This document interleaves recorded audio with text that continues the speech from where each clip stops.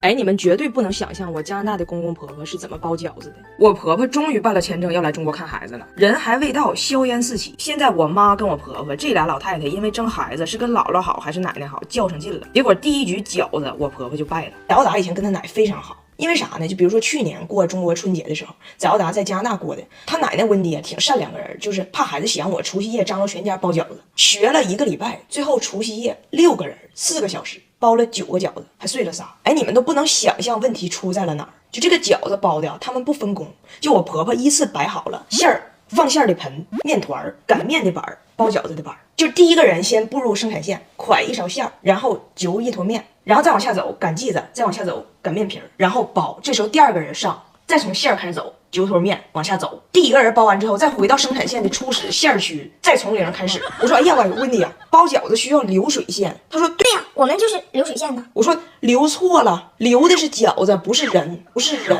但在中国他老完胜了。除夕那天下午4点，早打开始焦虑。妈妈，我已经等了1年的饺子了，现在还不开始包，午夜怎么能吃上呢？我说你急啥？你老搓澡呢？晚上10时许，亥时1刻左右吧。我妈、我二姨、我老姨接头了。那你们也能想象，这不是夸张啊！不到2小时，200多个饺子下线了。早达看着他们包饺子，跟他奶视频。奶奶，他们双手嗖嗖，不知啥是对手。我二姨姥平均每3分钟给我姥扔过来30张皮儿，这是不是才是流水线该有的样子？他们不光是快，奶奶，最叹为观止的是，对他们来说，包饺子只是捎带手，八卦才是正事儿。就这3位女性凑到一起哈，人家那话咋说了？就擀饺子皮儿分秒之间，无数人以身败名裂。怎么说呢？就我姥只要一包饺子，铁岭至少3家要离婚，至少3家要离婚。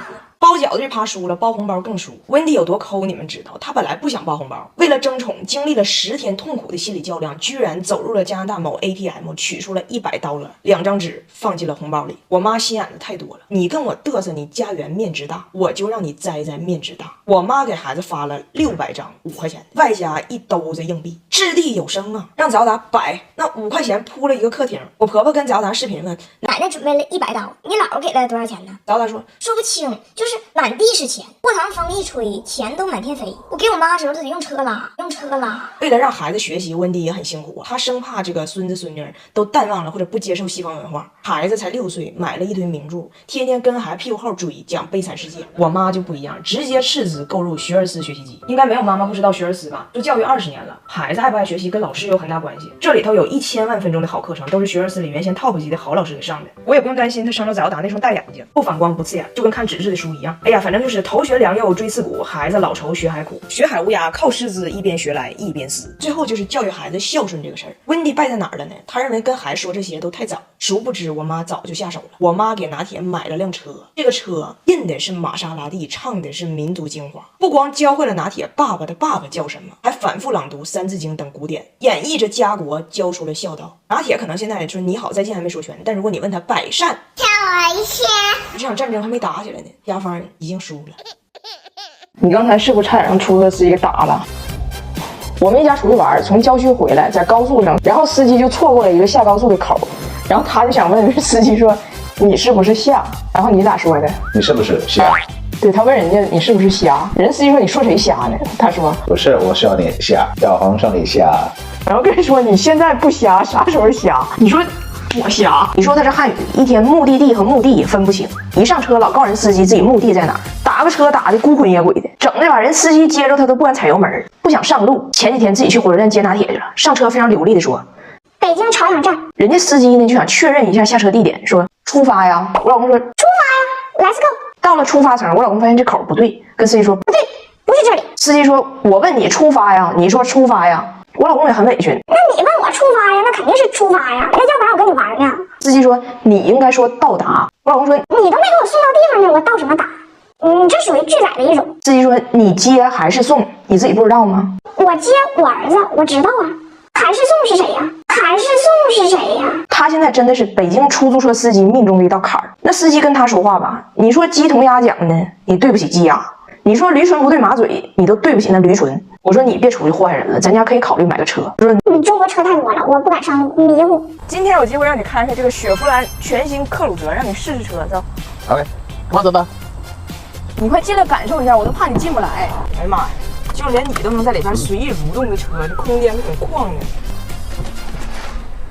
这个胆，这个饭特别酷。敢睡在床上。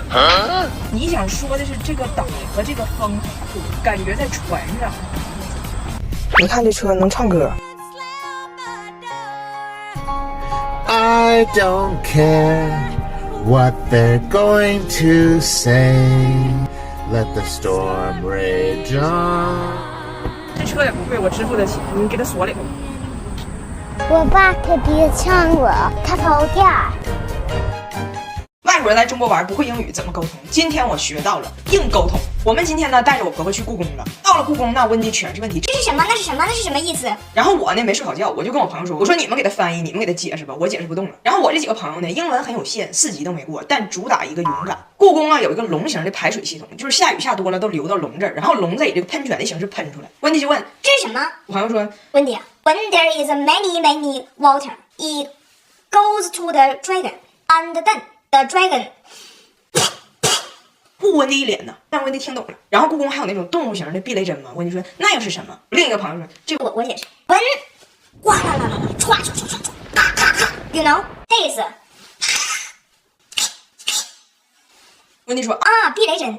也听懂了。然后游完故宫我还说，我说温迪今天我就不太舒服，不好意思没给你翻译。温迪说我都听懂了，反正我觉得你吧有时候就自己操心，老往自己身上揽活。比如你跟我儿子啊，我都看出来了，就你老给他翻译，他就啥也听不懂。你越翻译他越听不懂。哎，你就不翻译，我就不信他沟通不了。我这排水系统和避雷针，最后我不也听懂了吗？你要放松，你要相信，地球没你照样转。你越操心，你活越多。然后第二天我们出门，我跟大胖雪在车里，他就跟我说，你跟司机说停下，我上厕所。我说我就不翻译，他没办法就跟司机说 Sorry， 我上厕所。师傅说你憋10分钟，10分钟就到了。大胖雪又跟我说你跟他说我等不了。我说我不说，给他急的，坐在副驾驶上跟师傅说 I can't 憋，我的上厕所不是，我的上厕所是，师傅听懂了 You must 憋啊，这个老外 out of control 了 ，out of control 了。